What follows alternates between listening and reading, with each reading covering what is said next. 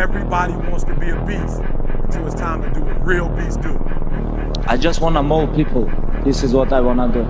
You know, doesn't matter, Dustin, Tony, or other opponents, doesn't matter. When I go to the cage, I mold my opponents. All my life, 27-0. People talk about his 6 win streak.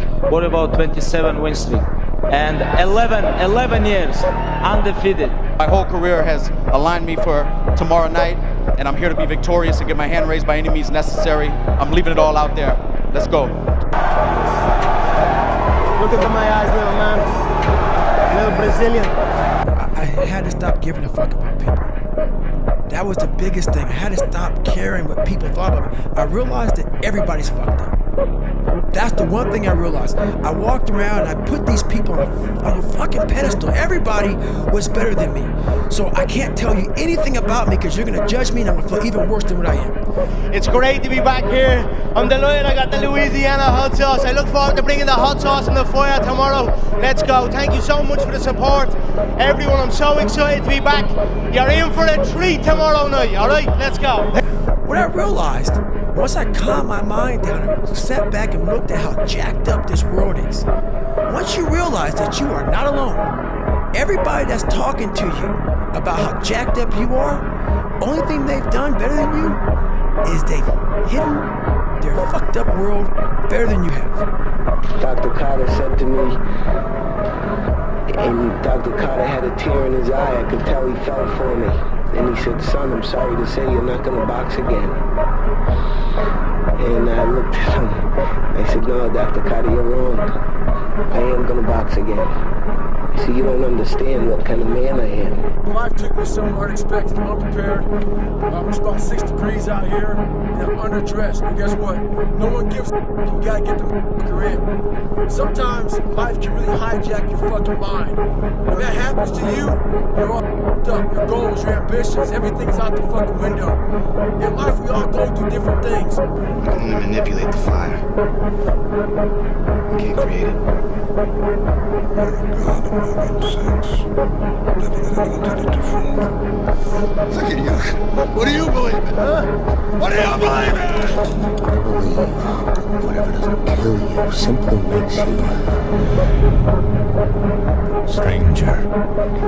Can Spider-Man come out to play? The cunning warrior attacks neither body nor mind. Tell me how! The balls, Osborn! First, we attack his balls. Sometimes your girlfriend or boyfriend breaks up with you. Guess what? Get over it. They no longer want you. Maybe you failed a test in school. You worked your ass off. Guess what? You fucking test. Get over it. Move past it. Learn to not let life hijack your brain. At work, you've been working your ass off for that new promotion. You don't and someone else does. Maybe they kiss better ass than you do. Guess what? Get over it. Life will hijack your mind if you let it. Don't allow all these things to make you a lesser person. You must own your mind. Don't let life own yours. Get after it, stay hard. You're going to lose sleep. You'll doubt whether it'll work. You'll stress to make ends meet. You won't finish your to-do list. You'll wonder whether you made the right call and have no way to know for years. This is what hard feels like, and that's okay.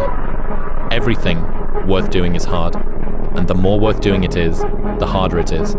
The greater the payoff, the greater the hardship. If it's hard, good. It means no one else will do it. More for you. What I realized, once I calmed my mind down and sat back and looked at how jacked up this world is, once you realize that you are not alone, everybody that's talking to you about how jacked up you are, only thing they've done better than you is they've hidden their fucked up world better than you have. The difficulty with personal development and entrepreneurship is that you don't know when the end is coming, but you still need to fight like the second mouse who gets out, gets right off, and gets put back in. And the only certainty that I can give you is that it's the same thing that every other mouse, every other person who got through that period went through. And you won't die. And if you do die, you won't care because you'll be dead. There's nothing I can do. I'd probably, sometimes I look in the mirror and get little frights as well looking at myself because I am an absolute animal, a machine. So I probably wouldn't want to fight me either. Tired, 14 days, 13 days, whatever the hell it is. Don't mean nothing. Tired is only in the mind. You tell yourself you're tired, you're gonna be tired. I don't get tired. Next show, we coming home. I looked at him, and I remember, I call it Ese Diablo. He was looking at me, and he just had this like look, and he's just swinging his hands. And I said, "You're not gonna beat me. I'm prepared to die." And I meant that, man. I swear to God on my life, I meant that. I'm even getting goosebumps thinking, see that? I'm getting goosebumps. Like, I meant that shit, because I was like, look, and I signed my death warrant right there. I was like, look, if this is how I die, this is how I die. But, you see me, I was trying to get him. I was trying to kill him. I knew, because for me, if I'm ready to die, I'm ready to kill. You have to be willing to give something up as well. The wise man, the good man, the philosopher, is a man who lives in accordance with nature.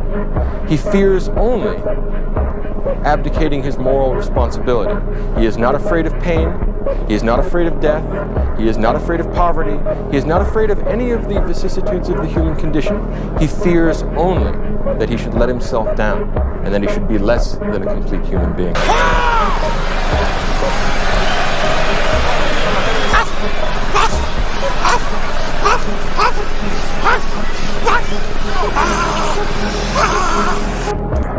Either athletes who turn up to compete, or turn up to train, turn up to train. They'll turn up, they'll do the requisite amount of work, that's it. Athletes who turn up to compete, they put a bit more effort in, they try to be the best amongst their group. Then there's the athletes who train to win. They train every day, every session, so that they win on match night. If, when tomorrow comes, you still feel like you need to rest or you need to take a break, then okay. Take it. But the chances are you won't. You won't need that rest. Chances are you will realize that the desire to rest was just weakness. It was just the desire to take the path of least resistance, the downhill path, the easy path. Imagine that you're in a movie, and imagine the movie begins now, and you're the hero of the movie. Yeah. What would that guy do? Yeah. What would that guy do right now? Yeah. Because you are. How badly do you want it? And how much are you willing to suffer? And very often, everything revolves around the first question, what do you want? Because a lot of people are unclear what they want from life. They don't sit down and think through. We are writing our own life story every day, and yet we don't think about it. Who do we want to be? Where do we want to live? What life do we want to lead? When we've finished our life, come to the end of our life and look back, what do we want to say that we've done? Refuse to study a few more hours, refuse to go deeper, to go further. And that's where I gain the advantage. It's so easy to be great nowadays, my friend, because most people are weak. Most people don't want to go to that extra mile. Most people don't want to find that extra because it sucks. It's miserable. It's lonely. You talk about that you were kind of, lonely by yourself. I was the same way. And that used to hurt me growing up. Now I thrive in that shit. That's the only place to be. And if I had only started with just doing what I was supposed to do, I could have done 4 or 5 other things that I was also supposed to do by this exact same point. And so thinking about it from that perspective, I've tried to eliminate as much time between I think I should do this thing and beginning doing it. And I think you get this positive reinforcement cycle that occurs every time you start, I call it pulling the thread. It's like, I just need to start pulling the thread. And then all of a sudden what feels really unknown becomes very tangible. And you're like, oh, I understand the 6 problems I have to solve to do this big thing. But now I know the problems, and then it feels like you can wrap your arms around it, and then you can start taking it one bite at a time. A lot of people, wonder, how did you become this? How did you become so vulnerable? How are you doing a podcast now when you were this kid? You overcame things. You fought them. And now this is what happens. This is on the other side of overcoming. You become very, very powerful when you overcome yourself. All those things you once cowered from, you were afraid of, when you face them eye to eye every day, you now become a person who has a great podcast. Don't be careful, be competent. Don't be afraid to be afraid, but just work towards being competent at everything you do. And that is a lifelong pursuit in everything. The way that I've done things is just study and work and learn and just be unrelenting about it. When I'm interested in something, I'm just constantly studying and learning and learning and learning, and then applying. And find knowledge. What's true for you is true for you. Don't compromise your own reality for anyone else. Because once I had my first loss, I took winning for granted because it was just a habit. I was always winning, always winning, always winning. So now I have to, like, when you win, when you do something amazing, like I did in Atlanta, like I did in Melbourne, just chill, smell the roses, and then move forward. And we have all these news people judging people who in life. Yeah, they made big mistakes. But that person who is judging you on TV, I guarantee you, that news person, they say, I'm glad that my shit didn't come out. But I'm gonna judge the hell out of you. I know that about people. So if you want to sit back and judge how jacked up I was and how messed up my life was, Merry Christmas, go for it. Have a good time. But I'm smiling at you right now, knowing you have a secret that you're not willing to share. We all should think that we're great. There's no reason for you to not think that you're great.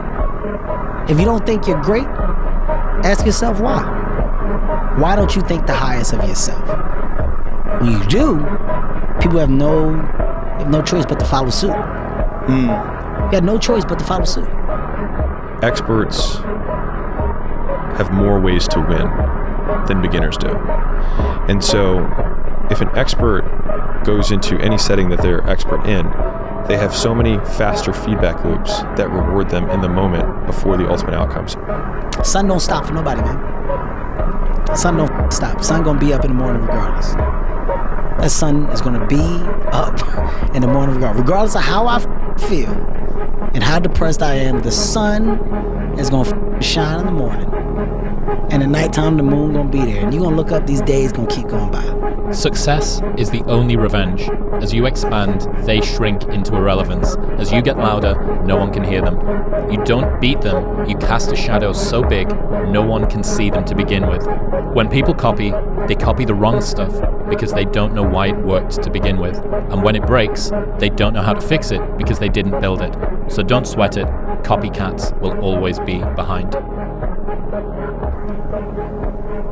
I go to the core. I am Invictus. You don't get that sense of confidence by going through society's rhyme the reasons. You know, you do your own thing, you know, especially when everyone else isn't doing it and they call you crazy or whatever else. Oh, you're in here and people driving by being like, what the fuck is that guy doing up so late? Well, what's up so late mean? I don't know. It's the moments in life, the decisions you make on a moment-to-moment basis that add up to be the guy or not the guy. He was like, the only thing that you can do is win so big that all of them constantly compare themselves to you, and then you'll forget they exist. And that's when he said, success is the only revenge. He's like, it's not the best revenge. He's like, it's the only one. There's no other revenge. Because everything else is petty. Everything else does show that you were thinking about these people all day long, which means they win by default. He's like, all you can do is think about your goal and winning. He's like, and when you win, that's when you become so big that they shrink into irrelevance. Constantly body punches. When I was hitting him with body punches, and I heard him, actually he was crying in there, making woman gestures like, I can't mind it, but I knew that he was breaking down soon. Always gonna be a party. There's always gonna be a time to celebrate and a time to join friends or a day to, I mean, the bars are always open. Always open. No matter how old you are, they're always open, you know? What's not always open is the opportunity to check the box in life, you know, to achieve your dreams. That's not always open, man. People think that you should be weak and you should be docile and then you should be a pacifist. He goes, no, you should be a monster. He said you should be a monster, you should be ruthlessly ambitious and then learn how to control it. And it's that old expression, it's better to be a warrior in a garden than a gardener in a war. I didn't have to shoot up anything, I didn't have to drink anything, I didn't have to go party anything. All I had to do was just go work out, and now what's going to happen is a residual effect of that. Not only does my body grow, but my belief in whatever my current endeavors are, they seem closer. It seemed like, you know, I can reach out and grab them now. Basically, I have no say so. I don't go about who wins. You know, I mean, just basically, there's no fight without me. There's no real championship fight without me. One guy, you know what I mean, who I believe hopefully is an outstanding fighter. You know, man, it's very difficult in this fight to choose because one guy is an outstanding little guy, and the other guy's a big man, but he's not a great big man. I'm back, motherfucker! I'm back! All of this fucking solitary confinement shit got me back! Fight, so whatever happens, happens. Mike, why do you have to talk like that? Well, I'm talking to you the way I want to talk to you. If you have a problem, turn off your station. You know what? I think we'll end the discussion right now. Then we could. You got it. Have a nice fight, Mike. Go off. My brain cannot process failure. It will not process failure. Because if I sit there and have to face myself and tell myself, you're a failure, I think that's almost worse than death. Welcome to the pain zone. It's where we live.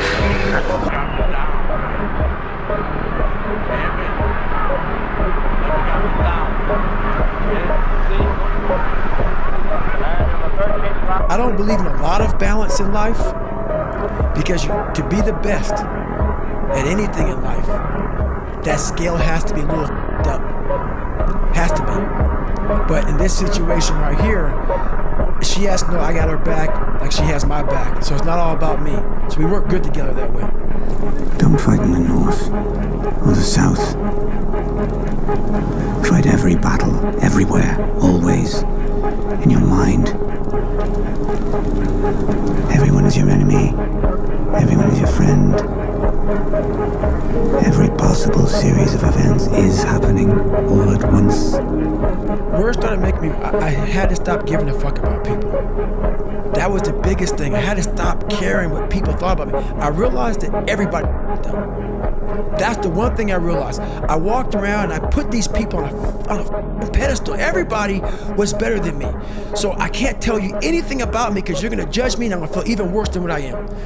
The biggest risk to your future isn't your competition. It's the distractions you insist on keeping in your life rather than doing the things you know you should be doing but aren't. People delay doing things they don't like for longer than it takes to do them.